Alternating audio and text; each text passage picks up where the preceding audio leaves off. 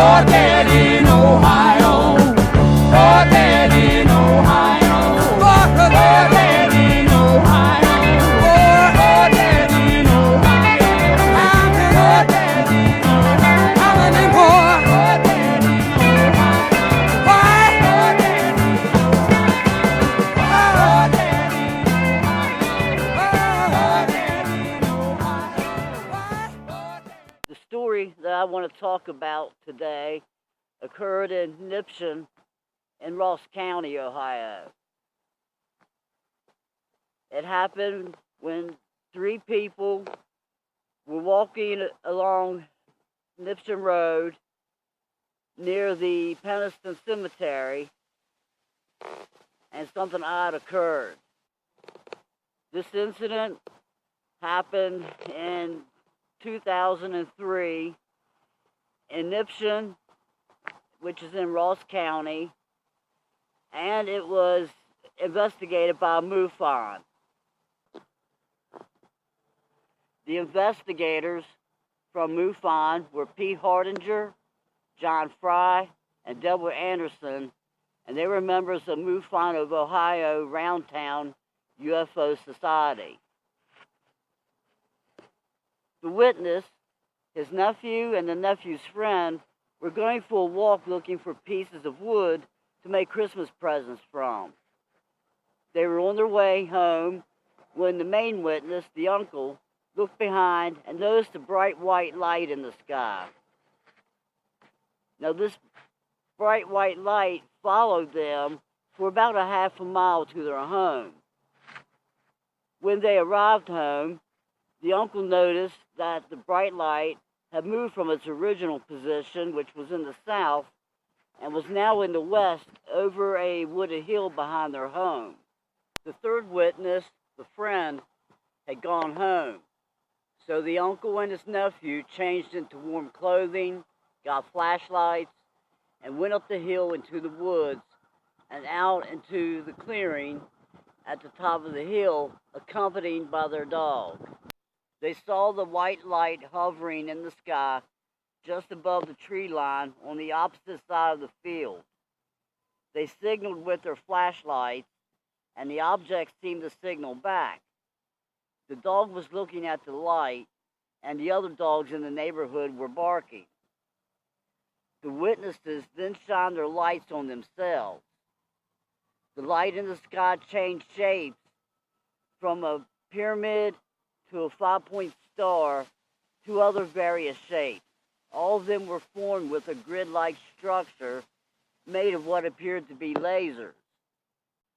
Then the purple light grew in size, enveloping the witnesses and the field they were in.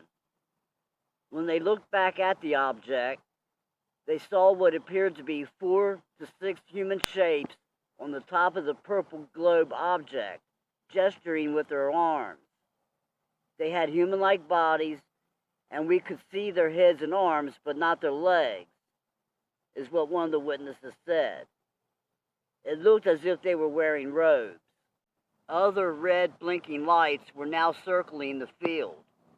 One of the figures on the globe broke away from the group and was slowly floating down toward the witnesses. The dog reportedly backed away at this point and stood in the shadow of the woods.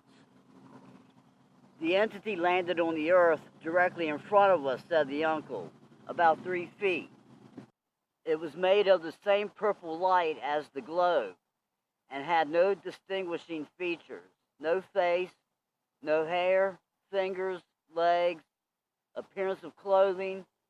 It was just like light with form. We tried to communicate with it, but received no answer either in word or telepathically. So I decided to extend my hand out towards it in a manner of goodwill. The figure put his arms out and put his hand on mine. I could not feel any type of pressure on my skin, nor did I get any tingling sensation or feeling of heat or cold.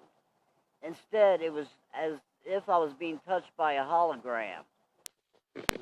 One of the red blinking lights left its position in the sky on our left in the south and flew towards the white light, which was in the west.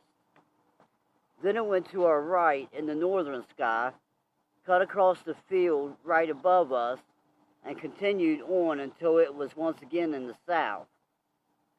Then the white light began to lower itself until it was behind the tree line of the wooded area across from us. The purple light which had enveloped the field disappeared, along with the figure which had been standing before us. At this point, the witnesses could no longer see anything except the white light behind the trees, and found they were getting cold and went home. We interviewed both the chief witness and his young nephew. The nephew's friend has since moved away. The witness's testimony was compatible, but there are problems with the fact that this is a case of very high strangeness and extraordinary claims which require extraordinary evidence. All we have, however, are the witness's claims. A check of star charts revealed several bright lights in the sky on this date in the west and also in the south. The bright stars Vega, Deneb, and Altair, as well as the planet Venus, were in approximately the west. Mars was in the south. Atmospheric conditions could have made the stars appear to change in size and color as well as position. One other point is that the area where this incident took place is in the flight pattern of Air Force jets out of Wright-Patterson Air Force Base in Dayton, Ohio. The weather reports seem to agree with what the witnesses said about the weather. Snow on the ground, clear visibility, and turning cold in the evening. Because of the fact that the second witness is a minor and a relative of the main witness, the case is not as good as if there were an independent witness. There did not appear to be any attempt to deceive on the part of the witnesses, but in the end, all we have are very unusual claims. Oh,